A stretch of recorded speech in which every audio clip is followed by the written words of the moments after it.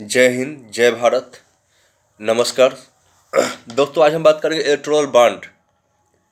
ये electoral bond जो है चंदा था, चंदा देना था।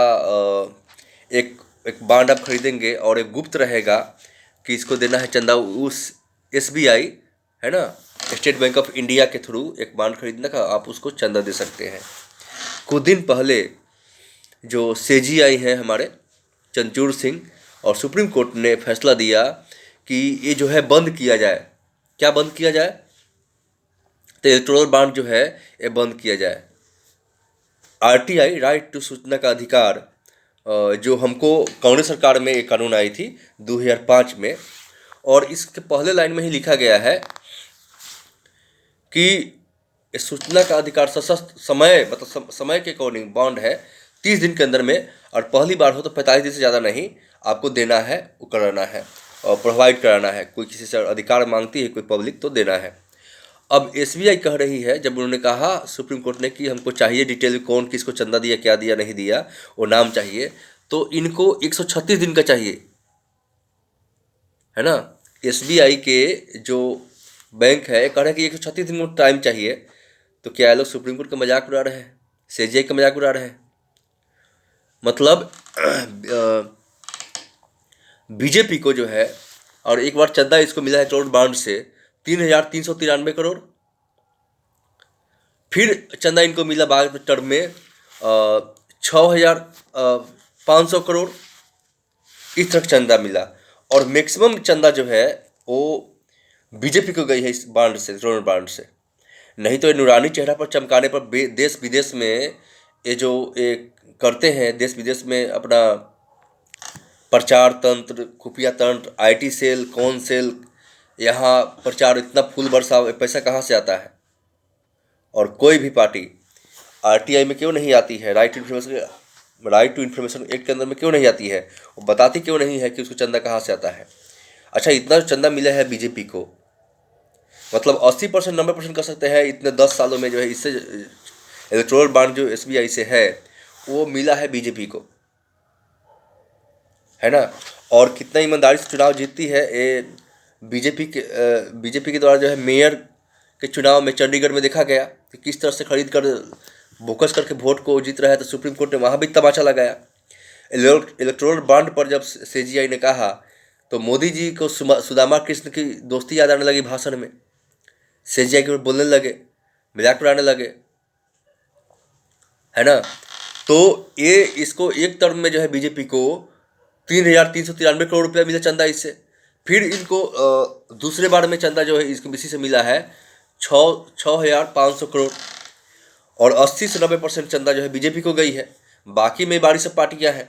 अच्छा, ये जो कौन सी कंपनी दी गई, कौन सी कंपनी के द्वारा चंदा दिया गया, कितना दिया गया, उसके बदले में उन कंपनियों को किस तरह से फायदा पहुंचाया गया सरकारों के द्वारा, और एसबीआई को जानकारी देने में क्या लग रही है? 136 दिन मांग रहे हैं, एक्सटेंशन मांग रहे हैं। इतना एक्सटेंशन क्या होता है?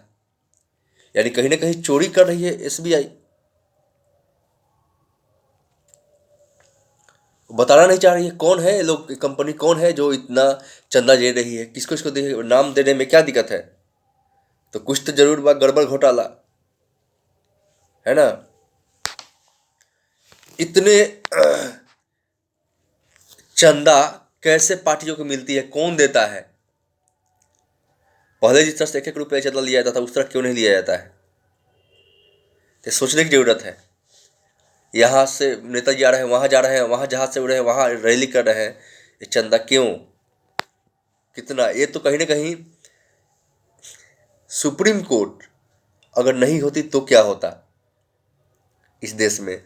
अगर तानाशाही तो वैसे वैसे चल ही रही है, सुप्रीम कोर्ट नहीं तो पूरी तरह से लागू हो जाता। और अगर इस देश में सुप्रीम कोर्ट है तो लोकतंत्र जिंदा है, नहीं तो ये पार्टियां क्या करेंगी, नहीं करेंगी, खास करके बीजेपी।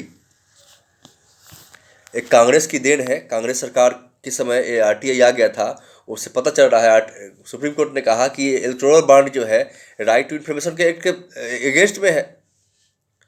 तब इसने कहा कि बंद कीजिए। इलेक्टोरल बॉन्ड का तमाचा जो पड़ा है बीजेपी को, तमतमाए हुए हैं मोदी से लेकर बीजेपी के जितने भी अलायंस पार्टियां हैं बीजेपी, उनको बड़ी मिर्ची लगी है। उन्होंने कहा कि नहीं ये इलीगल है, ये इलेक्टोरल बॉन्ड जो है ये राइट टू इन्फॉर्मेशन एक्ट के खिलाफ है। और सूचना देने में अब पता नहीं क्या डर लग रहा है एसबीआई को। 136 दिन का एक्सटेंशन कर 136 दिन में देंगे, अभी थोड़ा सा हमको डाटा नहीं है। ऐसे कैसे डाटा नहीं है? कौन खरीदा बॉन्ड, किसको दिया, कौन कंपनी दिया, और ये जांच होनी चाहिए कि इस कंपनियों को चंदा देने के बदले कितनी छूट मिला, कितना घोटाला किया गया। लेकिन भक्त तो इसको मानेंगे नहीं, भक्त अंधभक्ति में है। भक्त जो है अपने बेटे को फिर दंगा और दंगाई बनाएंगे। अच्छा, राम के नाम लेंगे, सनातन के नाम लेंगे, और उसके बदले में अगर कोई खिलाफ डेमोक्रेसी में सरकार के क्वेश्चन पूछना चाहिए, वो भी रूलिंग पार्टी से। अब सिखा दिया है मीडिया कि नहीं, अपोजिशन पार्टी से। अपोजिशन पार्टी है क्या? देश चला रही है रूलिंग पार्टी, उससे पूछो, चाहे कोई हो, कांग्रेस हो या बीजेपी हो। तो सोचना हुआ इलेक्टोरल बॉन्ड यानी चुनावी चंदा गुप चुप से किसको जा रही थी? एक बॉन्ड था, इसमें से खरीदा जाता था, और वो पैसा किसी एक पार्टी को जाएगी। तो अभी मांग रहा है सुप्रीम कोर्ट, सीजेआई मांग रहे हैं, तो देने में इनको दिक्कत हो रही है। कहीं 136 दिन के चाहिए, 136 दिन का डेट क्यों चाहिए, है ना? इलेक्टोरल बॉन्ड चुनावी चंदा वो देने में दिक्कत हो रही है एसबीआई को। सबसे ज़्यादा चंदा 80-90% मिला है ये बीजेपी को ही।